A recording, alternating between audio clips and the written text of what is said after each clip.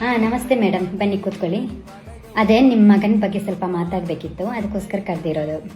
ಏನಿಲ್ಲ, ಅವನಿಗೆ ಇವಾಗ 5ನೇ ಕ್ಲಾಸ್, ಆದರೂ ಅವನಿಗೆ ಓದೋಕ್ಕೆಲ್ಲ ಬರ್ತಾ ಇಲ್ಲ, ಉಚ್ಚಾರ ಎಲ್ಲ ಸರಿಯಾಗಿ ಬರ್ತಾ ಇಲ್ಲ. ಅದಕ್ಕೋಸ್ಕರ ನೀವು ಸ್ವಲ್ಪ ಮನೆಯಲ್ಲಿ ಎಲ್ಲ ಓದಿಸ್ಬೇಕು ಅಂತ ಹೇಳೋಕ್ಕೆ ಅಂತ ಕರೆದಿರೋದು. ಏನಿಲ್ಲ, ಉದಾಹರಣೆಗೆ ಅವನು ಹೆಂಗೆ ಓದ್ತಾನೆ ಅಂದರೆ, ಇವಾಗ ಎಲೆಕ್ಟ್ರಿಸಿಟಿ, ಪಬ್ಲಿಸಿಟಿ ಆ ಥರ ಎಲ್ಲ ಇರೋದನ್ನು ಪಬ್ಲಿಕಿಟಿ, ಎಲೆಕ್ಟ್ರಿಕಿಟಿ ಅಂತ ಓದ್ತಾನೆ.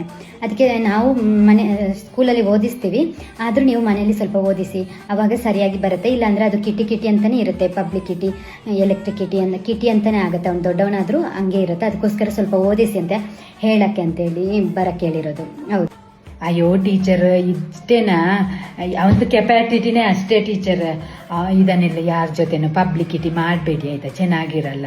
ನನಗೆ ತುಂಬ ಭಯ ಆಯಿತು, ನನ್ನ ಮಗ ಯಾರ ಜೊತೆ ಆದರೂ ಗಲಾಟೆ ಮಾಡಿಕೊಂಡಂತ.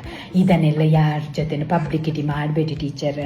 ಹೌದು, ನಾನು ಅವನಿಗೆ ಮನೆಯಲ್ಲಿ ಹೋಗಿ ಹೇಳ್ಕೊಡ್ತೀನಿ ಟೀಚರ್, ಉಚ್ಚಾರ ಎಲ್ಲ ಸರಿ ಮಾಡ್ತೀನಿ ಟೀಚರ್. ಆಯಿತು ಟೀಚರ್, ತುಂಬ ಭಯ ಆಯಿತು ಟೀಚರ್, ಏನು ಮಾಡಿದ್ನೋ ಏನು ಅಂತ ಹೇಳಿ. ಹೌದಾ ಟೀಚರ್? ಆಯಿತು, ನನಗೆ ಲೇಟ್ ಆಗುತ್ತೆ ಟೀಚರ್.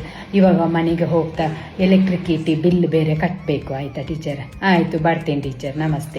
ಅಯ್ಯೋ ದೇವ, ಇವನ ಅಮ್ಮನ ಹಿಂಗೆ ಓದೋದ?